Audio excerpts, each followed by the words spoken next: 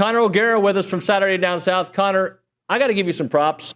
Sometimes you become show content because you have these ideas that I sometimes don't think about. So, for instance, when I started at TexAgs, you were one of the first, and I hate you for it, that was mentioning like Jimbo's prehistoric offense, and it turned out to be the case. So I guess I'm going to start things off today with what is A&M's blind spot this season that maybe I'm not seeing? It's a good question because I think we all have blinders on. I know I've had blinders on in the past. I think it's perhaps the downfield passing with Marcel Reed.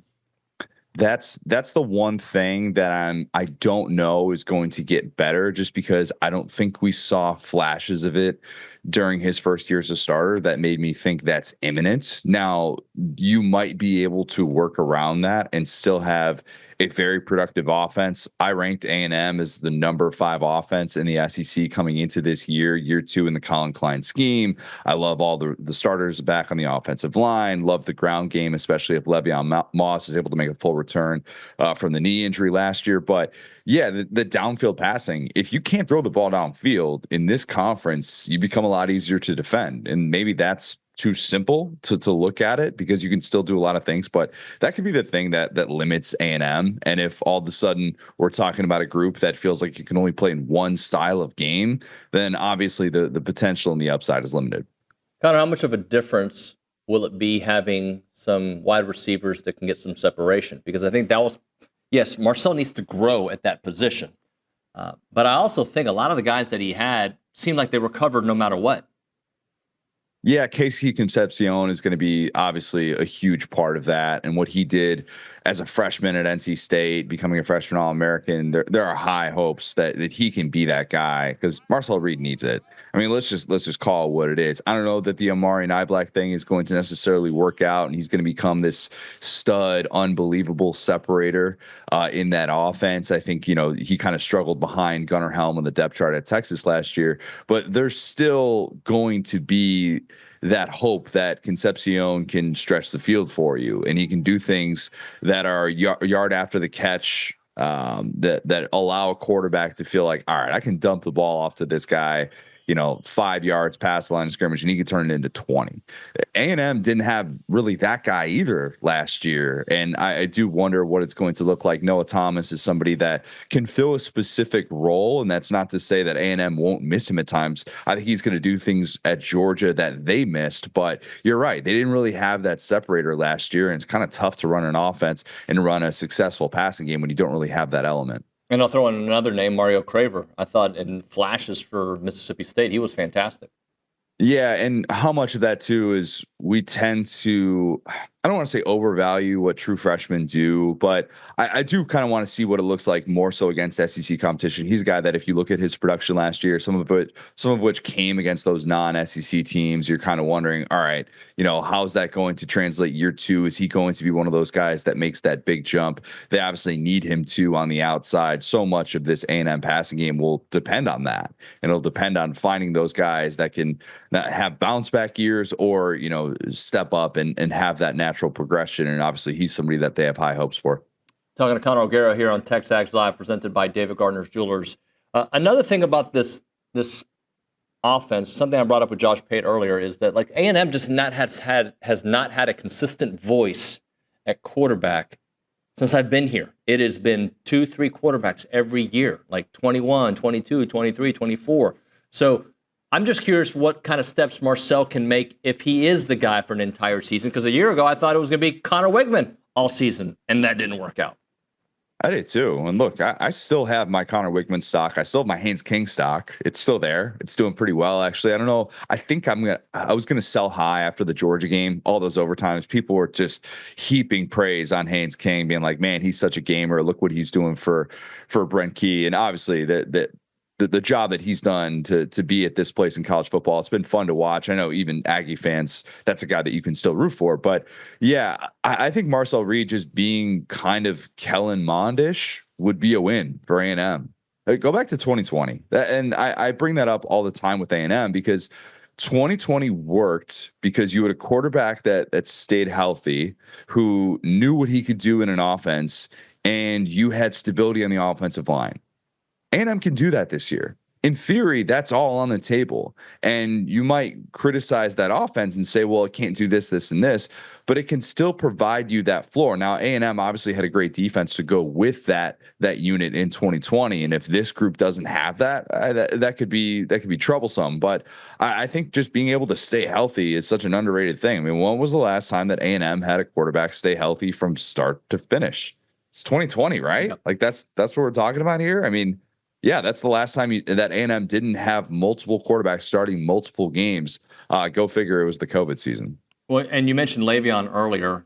When he went down, the team was a completely different team. So, considering he gets back to form, which I think he will, and Reuben Owens, who you missed for 95% of that season, and oh, by the way, Amari Daniels looked pretty darn good as the number 3 running back, as the lead back at the end of the season.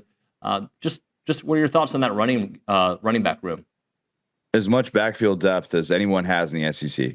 I mean, A&M truly has that. Now, so much of that, Moss returning healthy would be huge because that's an all SEC back. He was sprinting towards 1,000-yard season last year. It's kind of one of the more underrated moments that people don't talk about was him taking that hit on the left sideline of the South Carolina game. And I understand that A&M still, dug itself in too many holes down the stretch. And Elko talked about, the struggles of just basic zone coverage. We've talked before about the defensive linemen not playing as well as they could have down the stretch and kind of putting the team on its back. But you're right. I mean, I think that Moss injury was really pivotal, and it did kind of change the things that A&M wanted to do. Now, getting Reuben Owens back late in the season when it looked like he was going to be a season-ending injury type guy, I think that was really important. And Amari Daniels is someone that showed immense promise, but they kind of struggled with some of the backfield depth early on last year. And now, in theory, that shouldn't be an issue. Maybe that allows Moss to kind of come back a little bit slower. They can be a little bit more conservative with his return and not feel like they have to thrust him back into a role where he's getting 15 to 20 touches per game. It's a nice luxury to have. It looks like a clear strength of this A&M roster. Connor, you've probably heard this from me before. If you haven't, I apologize. My audience has heard it too many times. But I maintain the Le'Veon injury, not only was it just a season-changing thing, but you just go back to certain moments. The Texas game, I thought A&M got their butts kicked in that game, even though they had a chance to make it a game in the fourth quarter. But I don't think you miss out on both 4th and 1s against Texas from the end zone if Le'Veon Moss is there. You can go back to the South Carolina game. I know that they fell in a huge hole, came roaring back, even without Le'Veon. But I still feel like some of those games are played differently. You can't live in this fantasy world, but I just say that just getting one of those 4th and 1s against Texas kind of maybe changes the way we look at it. Making a tackle against USC or making a tackle against Auburn, just an easy tackle changes the way we look at that entire season. And then I kind of look at DJ Lagway, the way his season ended, and Marcel's. Even though both of their numbers were the same, the fact that those teams won one in November and one didn't changes the way we look at those QBs. Definitely does. Game of inches, no doubt about it. I mean, DJ Lagway, I'll bang the drum for, if he's healthy and if he's able to actually come back and throw, which he has not been doing all offseason, finally just being able to throw. We'll wait and see how that missed spring kind of impacts him. Some of the high degree of difficulty throws that DJ Lagway has been making, you just kind of step back and go, whoa. That's why this was a 5-star guy who Florida fans wanted to see play immediately. And I think very different his skill set is than Marcel Reed's. But you're right, and that this is truly a game of inches. I mean, you could point to a lot of teams in the SEC, A&M being one of them, of man, this play here, this play there, this drop in the end zone in overtime at Auburn, and this injury. Like, obviously, a lot of teams that are competitive in the SEC could point to those moments. A&M's were just so defined. And they were so defined down the stretch after everybody knows that they were the last SEC team to be unbeaten in conference play.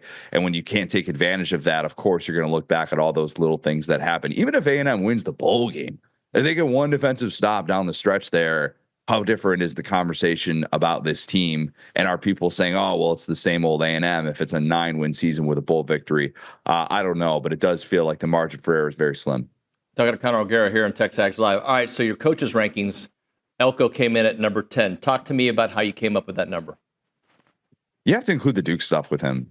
In my opinion, that's part of the Elko conversation, because I know there are a lot of people who go, oh, well, it's just an 8-win season at A&M. Why would he be ranked ahead of Billy Napier? Like, why is he considered to be better than Clark Lee, who just had a historically great season at Vandy, which is extremely hard to come by? But I still think that you have to factor in what he did at Duke, a place that had zero expectations whatsoever, where he's getting College game day to come there because they're nationally relevant. And who knows, that Riley Leonard injury, how that impacted them year 2. But to have a 24-14 mark through 3 seasons as a head coach, wherein I think at moments during all 3 of those seasons, we've all looked up and go, dang, Mike Elko's doing a heck of a job.